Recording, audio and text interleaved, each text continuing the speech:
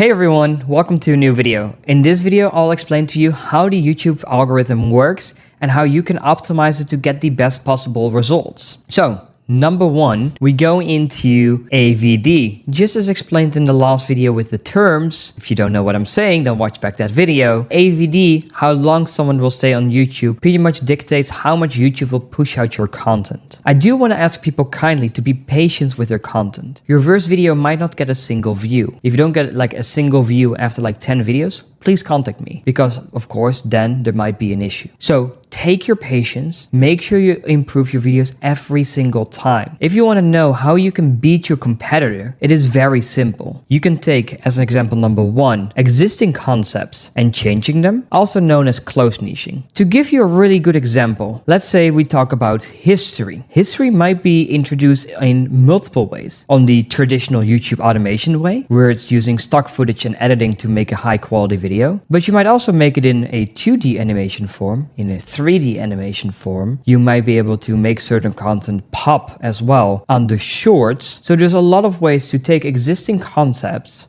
which have already proven to work and changing them. The second option is by increasing the duration of the videos. You have this one channel which uploads like 3 hours of World War II facts or 3 hours of Hitler facts before going to bed. Don't ask me why you want to watch that before going to bed. But you have those kind of videos. They're really long. They might not upload every single day, but people might fall asleep with them and then the RPM might be really high. And like I said before, the higher your average view duration, also the more YouTube premium money you'll be making. We had some channels focused dedicated on sleeping. We had an RPM of $18 without displaying mid-roll ads. Normally your RPM would be like $2, but because the average view duration for our videos was 3 hours and 30 minutes, we managed to get an RPM of $18. That's why it's so important. So how can you beat the algorithm? By increasing the duration, by introducing new concepts, or of course improving the quality, which in some cases might still be the easiest way to go. So if you can improve the quality by 20%, you'll be able to beat your competitors because your average view duration, even on the same duration of uploads, might be higher, which will result in your videos being pushed out more than your competitors. As an example, the internet anarchist might upload very high quality videos talking about YouTube drama or internet drama. And then you might also have, I think the name's called Papagakus, something like that. I don't know the name off my head, don't blame me. He uploads like random gameplay of like a bike going down a hill and just showing images. Both of these channels are absolutely crushing it. And like the RPM on that stuff, thank you internet anarchist for sharing that with me,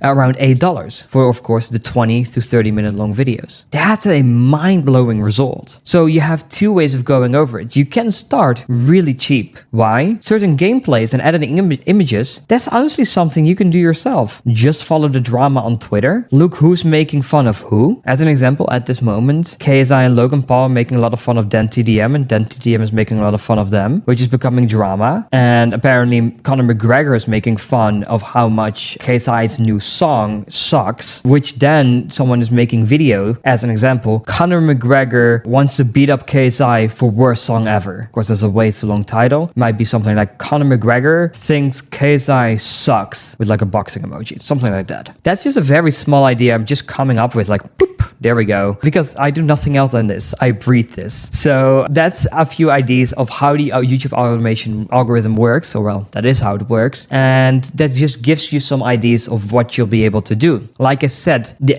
only thing you really need to understand is that switch in your mindset. Be like, but if this doesn't work, maybe this works. Or if this doesn't work, maybe that works. And the longer you keep doing that, the better results you're going to see. As an example, most of my results comes from stupid, satisfying videos. That's where I definitely made my most amount of money. Then I went into storytelling very early on. We literally had storytelling channels where the first minute we had like visual content with like a countdown. And then after that countdown was over, we had a black screen. And what happens? People fall asleep with it. So that means that our RPM was ridiculously high. Some of those channels had an RPM between $25 all the way up to $52. That's unheard of. Of course, those channels are not getting a lot of views, but like I said, if your channel gets 3,000 views a day, would you think I'm successful? No. You think I suck. But As an example, let's say I get a $50 RPM. Those 3,000 views are earning me $150 every single day. That's more than the average income in the US with 3,000 viewers. Do you think I suck now? Probably not. As an example, YouTube Shorts looks a lot more flashy. Let's say you get 10 cents per 1,000 views. But then you get into the following. And that is, for that $150, you need 1.5 million short viewers. Now, of course, that sounds a lot different. Crazy, right? How much of a change it has. Because with 1.5 million views a day, you think I'm popular, you think I'm famous. But both of them are making the same amount of money. So please take that into consideration.